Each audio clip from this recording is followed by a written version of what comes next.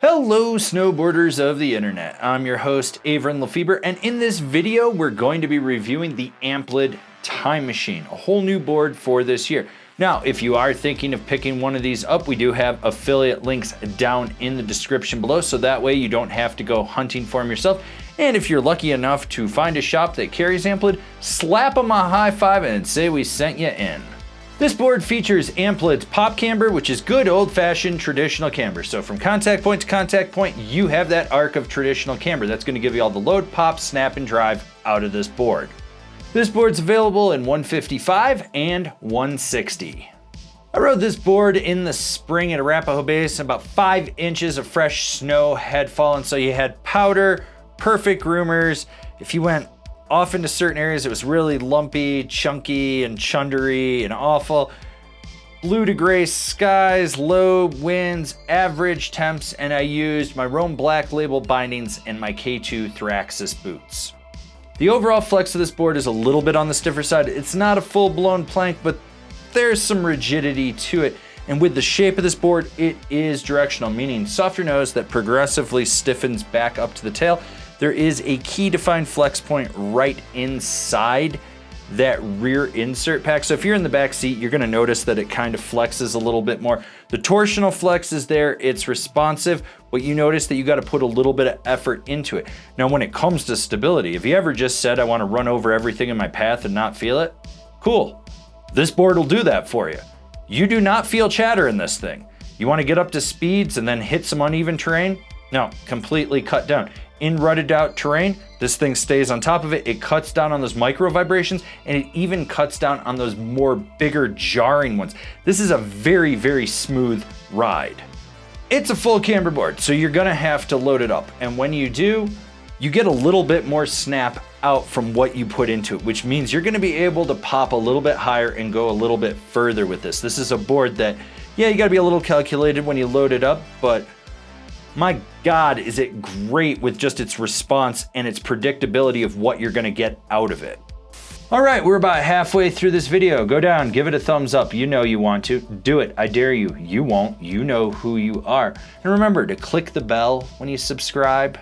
You know you wanna do that. That way you're not missing any of the programming we've got coming out for you too. Yeah, do it, things to do. I dare you. This isn't what this board is designed for. You're gonna have a little bit of fight in it, and what you put in, you gotta put a little bit extra just to get it to engage on the nose or the tail. It's one of those boards that, while it's not the worst thing at it, you gotta put a little more work in and be a little more calculated. If you know what you're doing, that's not gonna be a problem. You don't know what you're doing, why are you even watching this review? You know who you are. This is what this board was made for. Riding it in spring pow means that there was a lot of push piles and chunder on the groomers, and this thing just cut right through them. It held its edge well. It has a ton of power. You want to be a corduroy killer, you can with this board. You get it on edge, you can really drive it from the center back through the tail to get it to slingshot you out of a turn. This is a board that if you want to do just mellow carves, you can. You want to do deep, hard, aggressive ones, send it. Laying it over is great. If you ever get the chance to ride an Amplid board, please do it, because they turn unlike anything else out there. They're in their own world. I love the way that this thing was able to turn, stay locked in, had good power, but it didn't feel like I was getting a ton of leg fatigue from having to drive it hard at all times. Rider in mind, this is for that old school camber loving, slightly tapered, directional, free ride guy that likes to carve. This thing is just a smooth, just board that kills it on groomers and can still ride pow, and it's just a throwback with how it rides. Like what we're doing over here? Want to support us further? Swing on over to Angry Snowboarder VIP and become a member. Sure, I could tell you more here, but I got a video over there that explains it so much better. As I said, everyone should try to ride an Amplid at some point in their life. They're just different with their geometries and how they do their construction and everything. They're unique. This is no exception. Like, it's super fun. Like, I cannot stress this enough.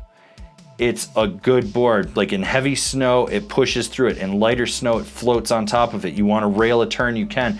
With that camber, you get that power and response out of it. This board is an absolute blast. In the free ride category of Amplids, I'm not sure if I like this or the Solely Grail more, but I was very, very, very impressed with the Time Machine. Comparable boards: the Ride Deep Fake, the Capita Black Snowboard of Death, the Salomon Fastlane. Binding recommendations: the Union Atlas Pro, the Rome Katana Pro, the Salomon Quantum.